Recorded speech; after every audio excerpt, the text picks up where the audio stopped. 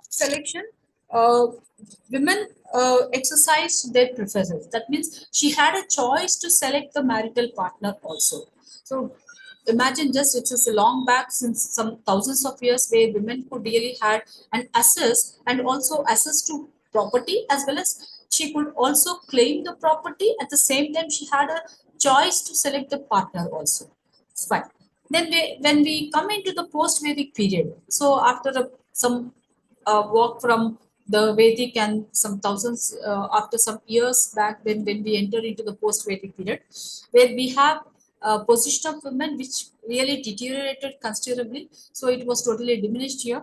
And then, according to Manu, he says, the propounder of Hindu social law, he says, women entirely dependent on man and subjected her to the authority of the father. So that means she should be under some or the other man, either husband should protecting her, or the father and the brothers should be protecting her. Like this is according to Manu in the Hindu Dharma Shastra.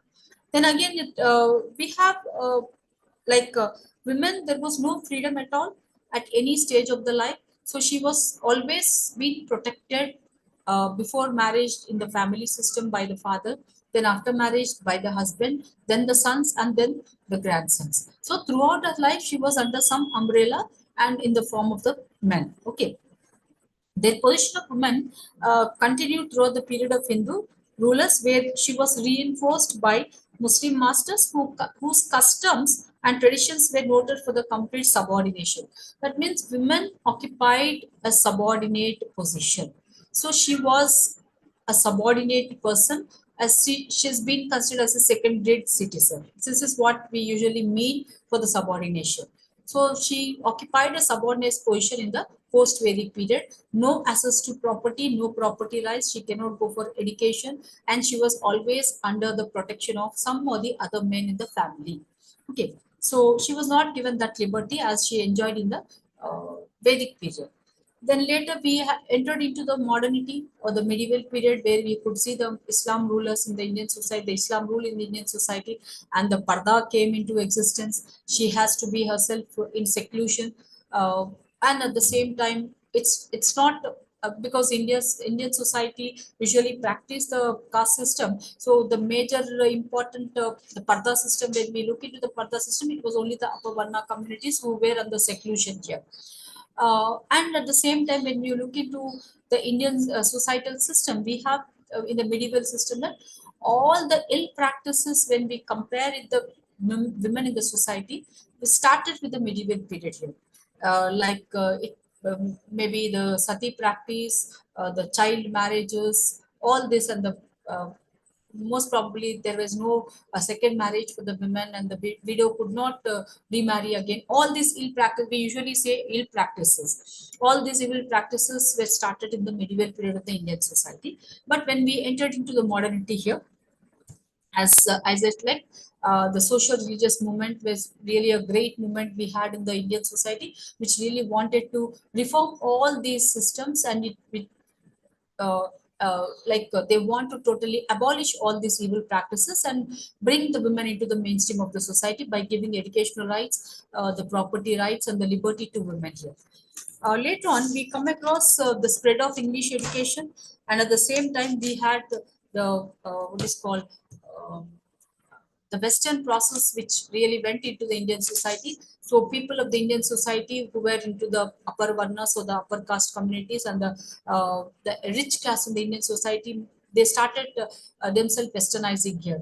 So which they went more of they were Englishizing themselves or westernizing themselves, through which we could see that they could ignore, or they could sidetrack themselves from the existing norm conditions of the Indian society. They could sidetrack themselves, or they feel that yes, we should modernize ourselves, or we should broaden our thinking. So the broadening of the thought process started with the westernization of the Indian society, and they could really change their attitude towards the existing laws, existing practices, existing norms, conditions of the Indian society, which brought a pavement for modernization and then the liberty of the women. So this is how where we walk from Vedic, post-Vedic, medieval, then the modernity, the Western entry, the English entry, the westernization process, the modernization, and the liberty to the women started in the Indian society. But then still,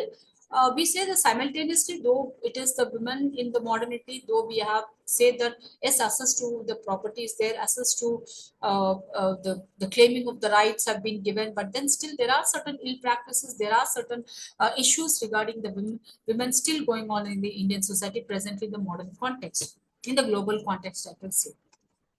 In here, we have in the first topic the concept of family and the concept of marriage here. So, what do we understand by family? It says something, it is a basic social institution, it is a central focus in the whole social system, it is a nucleus part of the whole social system. It is a very, very basic unit of the whole social system. So, why we say basic unit? Why? Because in the absence of the family, we cannot imagine the survival of the society at all. Okay. Then later, when we define a family here, it says something where it is a social group with men and women and children live in a network of mutual relationship, mutual relationship and obligations, and it is expected to meet the basic requirements of the family and provide the belongingness, give the belongingness, so the sense of belongingness. So I repeat this definition once again. The family is defined as the men and women in a network. Children live women and children. It's men, women, husband, wife, or the father, mother with children live in a network of mutual give and take, mutual interaction, and at the same time, certain obligations are also there.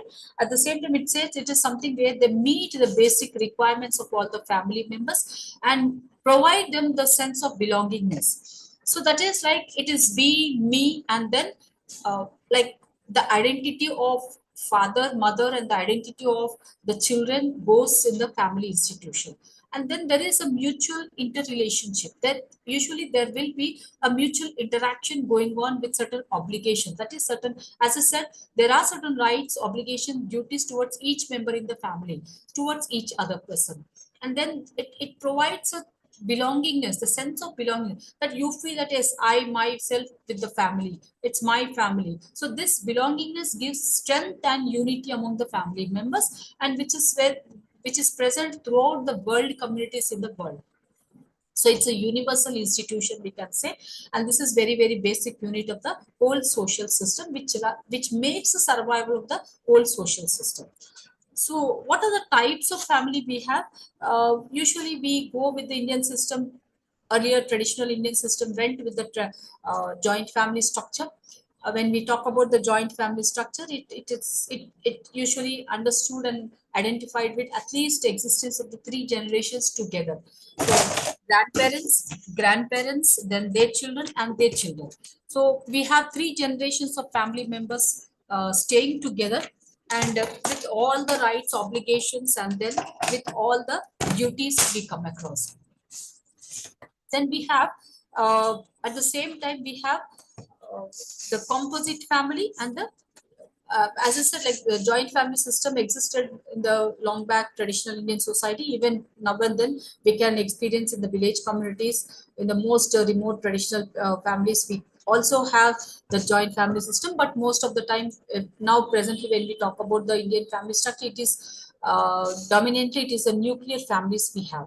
So nuclear family, we know that it is only the very small unit of the family where you find only the husband, wife, and their children sustained together, to live together, because India is transforming now. It is in the transitional period, and we are into the modernity, and we are into the more number of urban communities are existing today, are coming up and growing here. So we are it's where we are entering into the new structure called the nuclear structure of the family system. So when we talk about the form of the family, we have the polygamous family, the polygynous, polyandrous family. So polygynous is where man is dominating in the family. The man, usually polygynous go with the man domination. It's a man who dominates the patriarchal system. In a polyandrous family, it goes with the polyandry.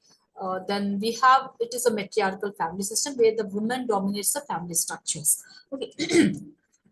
Then we have patrilocal, where the residential rule goes with the patriarchal system here. And the matrilocal, the residential rule goes with the women and the matriarchal system, where the daughter, after getting, she stays back with the mother's family, and uh,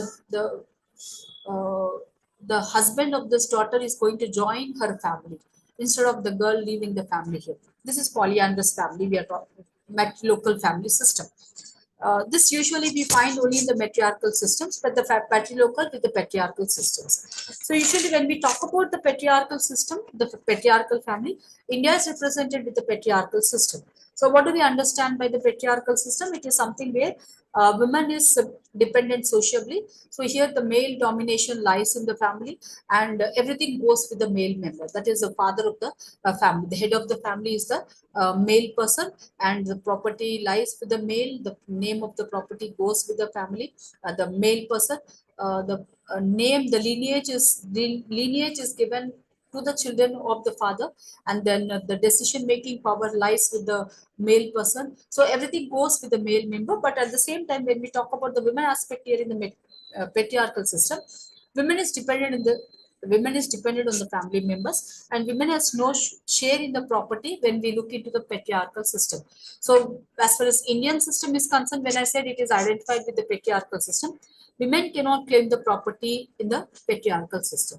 But now, as I said, because of the modernity and the law has changed here, so we are going with some other aspect we'll discuss in the later topics here.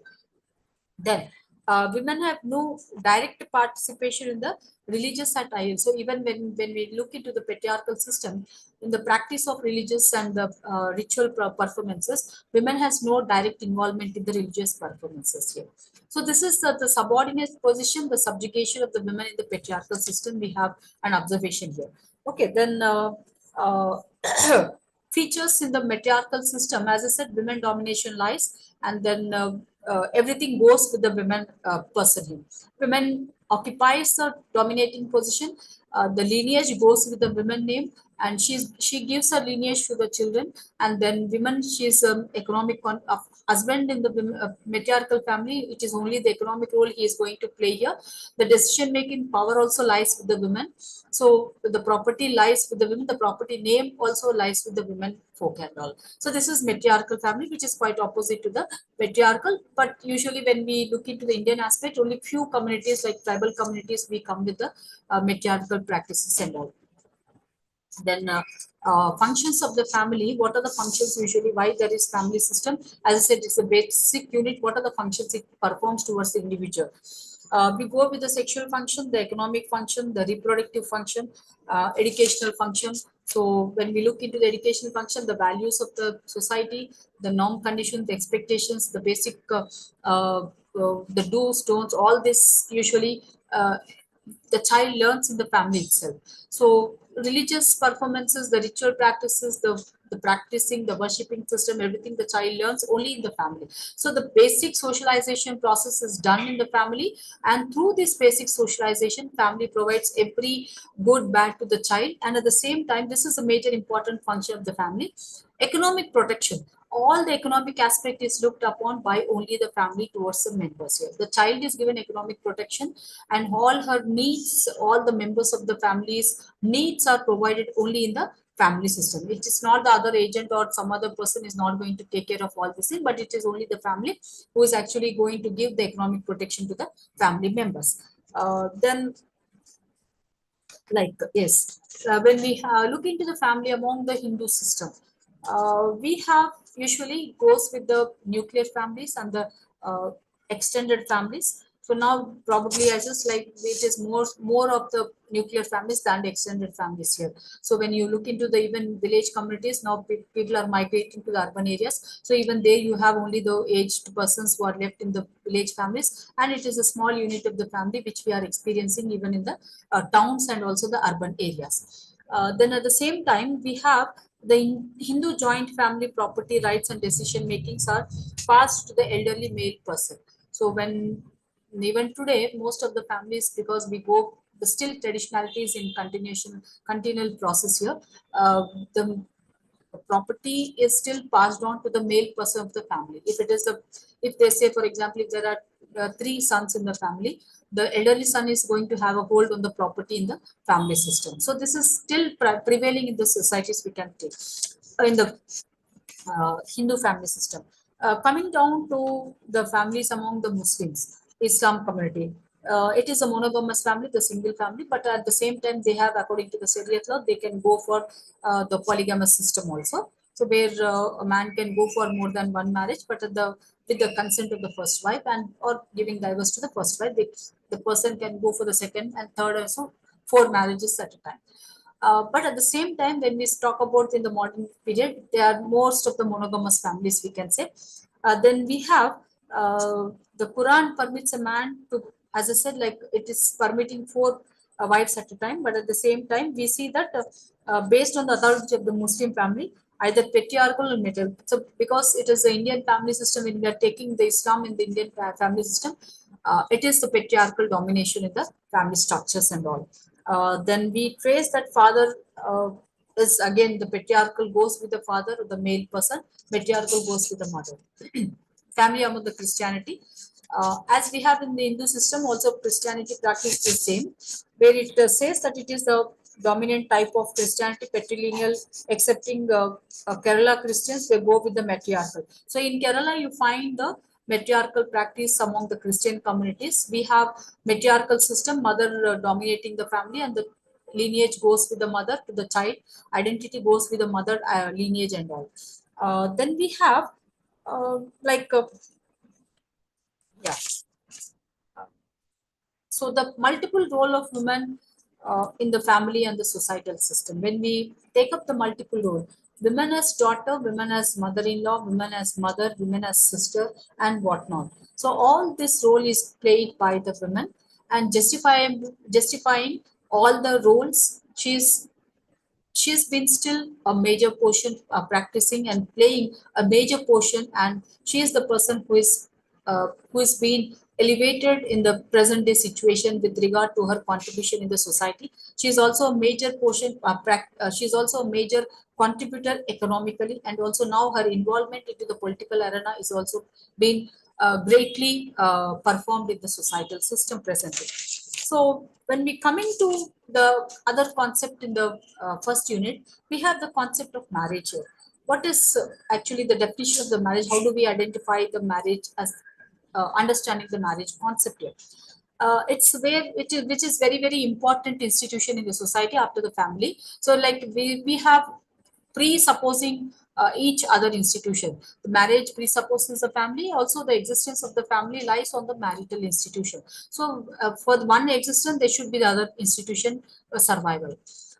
When we take up this institution of marriage, the concept of marriage, say something where it is a ceremony performed socially. That means it is giving an hallmark, it is giving an identity for two strangers, a male person and a female person, and then it is bonding them together for a everlasting relationship in everlasting in them into the relationship. So it is social function because we say that it is the society, the kin members of the family, which is giving them an identity, which is giving them a sanction for the family life here, sanction for the living together or the union of those two strangers or the two persons here. So this sanction is very compulsory for this institution, which is compulsory identity as identity and providing them a role, the status in the society in the form of husband and wife. So these two usually when we say husband and wife is nothing but it is a status to be played by these two strangers of man and woman. Okay, so this is the sanction, social sanction, and the ceremony is going to be performed at the time of the marriage. So we have certain rules for the marriage where usually when we go with the caste system, we have the endogamy rule. In the endogamy rule, the marital practices goes in such a way that a person belonging to one particular caste is going to select the partner from the same community. And even in the caste, we have the subjatis or the subcaste where the person has to select the partner from the same subjati. So this practice always there in the Indian society because we go with the caste system. If it is exogamy, the exogamy rule says that you need to select the partner from out of the group. So it can be a class group, it can be a village group. So a person cannot intermarry the same caste group, same class group, or same the village community members. So he may go out of the community, he may go out of that particular group and select a partner, I mean, mating partner. This is all about the basic concepts we have in the first unit. Then we have the marriage among the Islam. In the Islam, we know that a marriage among the Hindus, usually we say that marriage among the Hindus is a sacrament. So marriage is considered as a sacrament and you are bonded with the person for nearly 7 generations together. And we have certain ritual performances and usually in the Hindu system, they take the Saptapadi, that is you are bonded with the person for 7 generations. And there is no divorce in the Hindu marriage system. But of course, now in the law has changed. So divorce is possible now. But the earlier system says the divorce was not that possible in the Hindu communities. Coming to the Islam marriage here, yeah, marriage among the Muslims, it is the nikah performance. So where marriage is considered as a contract in the Islam community. So they sign the bond for they sign the contract by taking the oath by saying that they are going to live according to their wish and whims here, and it is something where they are entering into a bond of husband and wife here. So the nikah performance takes place among the Islam community by signing the bond. Then marriage among the Christianity is also considered as a sacrament here, and it is the oath taking among the persons, the two strangers or the two couple persons here, and it is something where we confine themselves to the monogamous marriage. It is a single marriage throughout one's life. Even in the Hindu practice, it is a single marriage, monogamy, but wherein in the Islam community, it is the polygamous marriage. So this is all about the first unit. Uh, Now we are going to continue with these concepts in the second unit, and throughout the all the lessons we are going to carry forward all these concepts and understanding of these concepts. We are going to relate and we are going to probably compare with all these things, relate all these topics in our further coming topics and all. Hope you all followed what we have discussed in the first unit. So from tomorrow onwards, we are going to discuss the other topics what we have covered in the syllabi content. So thank you all for today. Let us meet for the class tomorrow at 6 o'clock. Thank you all.